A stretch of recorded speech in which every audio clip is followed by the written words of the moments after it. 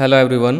So welcome back to the online class and this is the second lecture of the chapter number 4. So students, in the last video we have learned about the algorithms and flowcharts, and in this video we will continue from the arithmetic operators in flowcharts. So arithmetic operators, so these are symbols that perform the mathematical operations in on numbers. So students, जो arithmetic operators होते हैं वो एक mathematical operations को perform करने के लिए use किए जाते हैं, लाइक जैसे addition, subtraction, multiplication and division. So students, if you will use these operators with the operands with the some values like 5 plus 6 equal to 11, 6 minus 5 equal to 1, 5 multiply 6 equal to 30 and 6 divided by 3 equal to 2. So students, in the flowcharts you can use these operators. Let's see. So there is an example here. Write an algorithm to draw a flowcharts to input two numbers and then add and print the result. So here students, we have to add two numbers and we have to print the output. So here students, you can see these flowcharts. First of all, you have to use these symbols to start your flowchart, and after to input the values you can use these symbols. Okay, about the symbols I told you many times, so you have to learn about the symbols. ये आपका start का होता है, इस तरह का जो होता है आपका वैल्यू को इनपुट लेने के लिए. So here input two numbers A and B, and A और बी का वैल्यू एंटर करने के बाद में sum equal to A plus B, जो कि आपका प्रोसेस के लिए किया जाता है, एंड यहाँ पे आप उसको प्रिंट कर दोगे. इनपुट और आउटपुट के लिए जो सिंबल्स यूज किया जाता है वो आपका सेम होता है, एंड स्टार्ट एंड स्टॉप ये दोनों आपके सेम होते हैं. So first of all what I did, so here students, input the two variables, two values, then after use in formula and after print and then stop. तो यही process यहाँ पे दिया गया है. तो इसका एल्गोरिथम क्या होगा, start read the input values for two numbers and store them in a variable A and B. A और बी में इसको स्टोर कर लेंगे and calculate the sum A plus B. दोनों को कैलकुलेट करके उसको ए और प्लस बी को सम कर देंगे. Then after print and stop. So in these 5 steps your algorithm and flow charts will be completed. Now the user first enters two numbers as input. The program then reads two numbers and store them in variables a and b. तो सबसे पहले input कराएगा और ए और B में जो variables हैं उसमें वैल्यू को स्टोर कर देगा. We call them variables. इनको हम क्या बोलते हैं, वेरिएबल्स बोलते हैं. जो ए एंड बी है क्या है, वेरिएबल्स हैं, because their values vary as the number entered by the users changes. यहाँ पे हम उसको चेंज भी कर सकते हैं. So each variables is associated with the values that is stored in it. जो वैल्यूज जिस वेरिएबल में स्टोर होएगी वो उसकी वैल्यू बन जाएगी. So then it find the sum of two numbers then print the result. Finally the program stopped. Okay, फॉर्मूले में यूज करके हम उसको सम कर सकते हैं, देन उसका फिर स्टॉप हो जाएगा. So here students, comparison operators in flow charts. जिस तरह से आपके अर्थमेटिक ऑपरेटर्स हैं इसी तरह से आपके कंपैरिजन या फिर रिलेशनल ऑपरेटर भी इनको बोल सकते हैं. So comparison operators compare variables and their values and return result as true और फॉल्स. जो कंपैरिजन वेरिएबल्स होते हैं, ऑपरेटर्स होते हैं, उसमें हम यूज करते हैं, और जो हमारा आउटपुट आता है वो आता है ट्रू या फिर false. Okay, so variables store a values in the computers and can also be called as name of the storage locations in computer. जो वेरिएबल्स होंगे उसके अंदर जो वैल्यू जाएगी वो कंप्यूटर के अंदर उसकी स्टोरेज लोकेशन पे कहीं ना कहीं उसकी मेमोरी में स्टोर हो जाएगा. So here students, this is the symbols of the comparison. Equal to, greater than, less than और equal to and greater than, equal to. तो ये हमारे कंपैरिजन ऑपरेटर्स होते हैं. ठीक है, डिस्क्रिप्शन में अगर आप देखोगे सो compares a variables to its stored values to check if the variables and the started values are equal. ये compare करेगा जो value आपने store किया है. Return true if the equals, return the false if not. अगर दोनों value हमारी equal होती है तो ये return करेगा true को, otherwise false को. So let us amount store the values 5 is amount equal to 5. So return true. अगर हमारी values ए और बी दोनों 5 हैं तो हम उसको इक्वल टू से चेक कर रहे हैं तो वैल्यू हमारी जो आउटपुट आएगा वो आपका ट्रू आएगा. इसी तरह से ग्रेटर दैन के लिए यहाँ पे है, ठीक है. लाइक अगर मैं आपको एग्जांपल से बताऊँ, MS paint,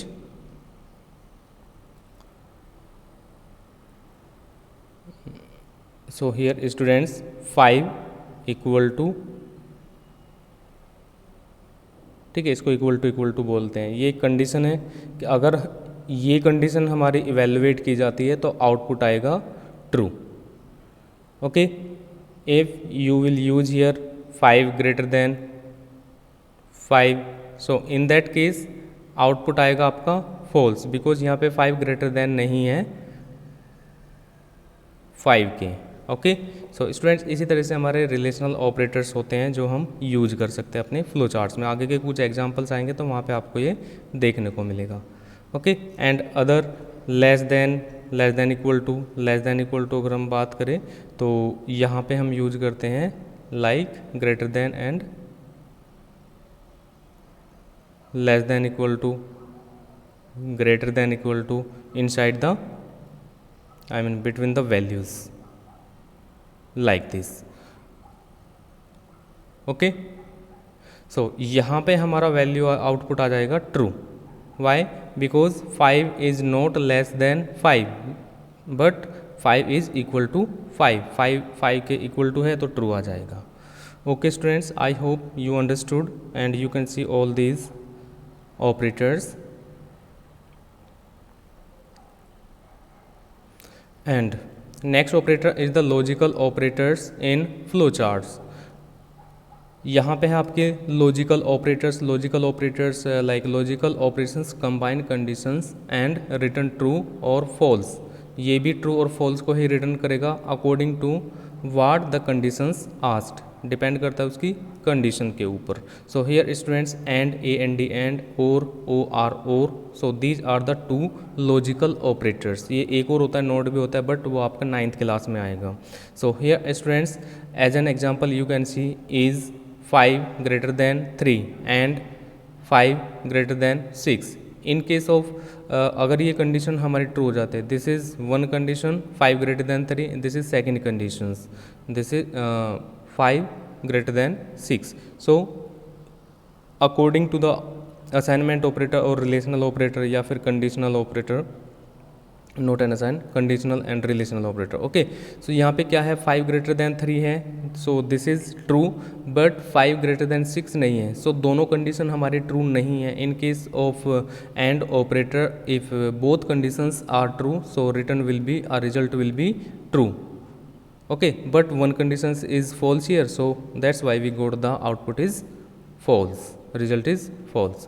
okay, so in case of or operator, so in case of or operator 5 greater than 3, that's okay, and 5 less than 6, so both conditions are true. in case of 5 greater than 6, अगर यहाँ पे 5 greater than 6 होता तो भी ये उसको true कर देता. okay, क्योंकि and operator अगर आप यूज करते हैं, एंड लॉजिकल ऑपरेटर अगर आप यूज करते हैं तो सभी कंडीशंस ट्रू होनी चाहिए, तभी हमारा आउटपुट ट्रू आता है. और इन केस ऑफ और ऑपरेटर की हमारी सारी कंडीशंस चाहे फॉल्स हो, एक भी कंडीशन हमारी ट्रू है तो आउटपुट आपका ट्रू ही आएगा. Okay students, I hope you understood this also. And selection operators in flow charts. अब यहाँ पे कुछ डिसीजन मेकिंग के प्रोग्राम्स हैं, सिलेक्शन के प्रोग्राम्स हैं, यहाँ पे सिलेक्ट करना होता है हमें और उसी के अकॉर्डिंग हमारा जो प्रोग्रामिंग का फ्लो होता है वो एग्जीक्यूट होता है. Now students, true and false are selection operators. True और फॉल्स आर क्या है, selection operators. Conditional branching using true to select a process and false to select a different process. अगर ट्रू होता है तो एक दूसरा प्रोसेस, यानी कि येस और नो, जैसे आप यहाँ पे देख रहे हो, येस है तो इधर आ जाएगा, नो है तो इधर आ जाएगा. इसी तरह से ट्रू है तो इधर, फॉल्स है तो इधर। Okay, so let's see you are trying to fix a discount for the customers. आप यहाँ पे क्या है, एक डिस्काउंट वहाँ पे देना चाहते हो, फिक्स करना चाहते हो। So you will give a discount of 20% on the amount of payable if purchase more than the equal to the 100। Okay, यहाँ पे क्या है कि अगर परचेज ज़्यादा है, ठीक है, परचेज अमाउंट ज़्यादा है 100 से, तो आप वहाँ पे उसको डिस्काउंट दोगे 20% का। अगर कम है तो 0 discount. Okay, so else you will not give a discount. This is how the flowcharts will look. Let's see, ये कह रहा है कि अगर परचेज 100 से ज़्यादा है तो 20% का डिस्काउंट मिल जाएगा, अगर नहीं है तो 20% का डिस्काउंट वहाँ पे नहीं मिलेगा। So here students, is amount greater than equal to 100 या 100 से ज़्यादा है, अगर है तो वो डिस्काउंट इक्वल टू 0.2 यानी कि 20% मल्टीप्लाई अमाउंट पेबल जितना भी होगा। अगर 100 से कम है तो कोई भी डिस्काउंट वहाँ पे नहीं मिलेगा। So let us understand with this example. So right the algorithm and draw the flow chart. एक फ्लो चार्ट यहाँ पे ड्रॉ करना है for finding the larger of 2 given numbers. It means कि हमारे पास में 2 नंबर होंगे जो हमें एंटर करना है और उसमें से हमें फाइंड करना है कि लार्जर नंबर कौन सा है, बड़ा नंबर कौन सा है। So what you will do for that?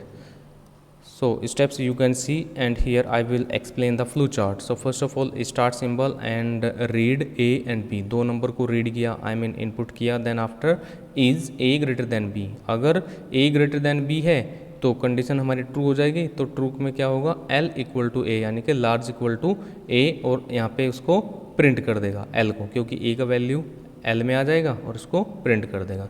Otherwise false है तो यहाँ पे L equal to B, L में B का वैल्यू आ जाएगा और यहाँ पे उसको प्रिंट कर देगा एंड स्टॉप। ओके, सो यही फ्लो होता है आपका फ्लो चार्ट्स का। Let's see more examples.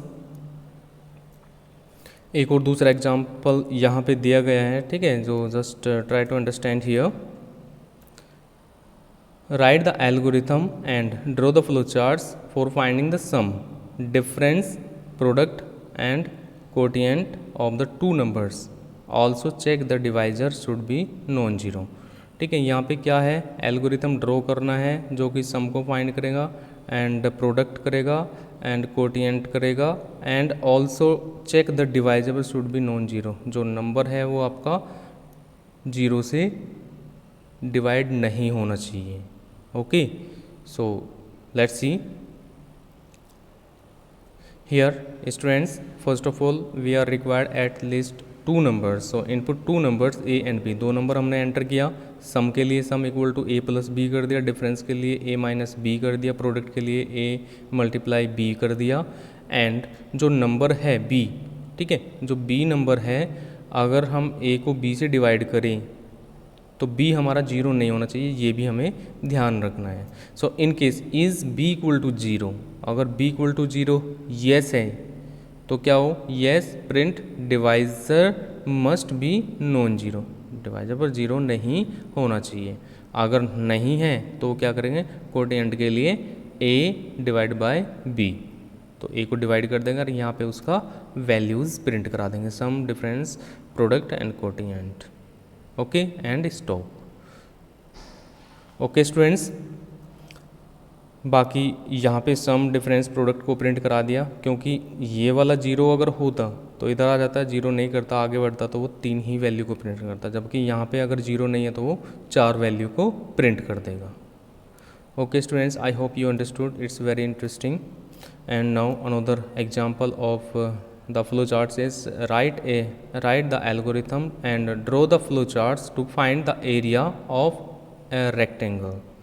एक एरिया ऑफ द रेक्टेंगल हमें फाइंड करना है, for that you are required L and B। So here start and read और input L and B and area equal to L into B and print the area। Okay, it's like जैसे हमने सम of 2 number किया, ठीक है, इसी तरीके से आप इसको इम्प्लीमेंट कर सकते हो। सो उसके लिए हमें L इंटू B करके यहाँ पे प्रिंट कर देंगे। Okay students,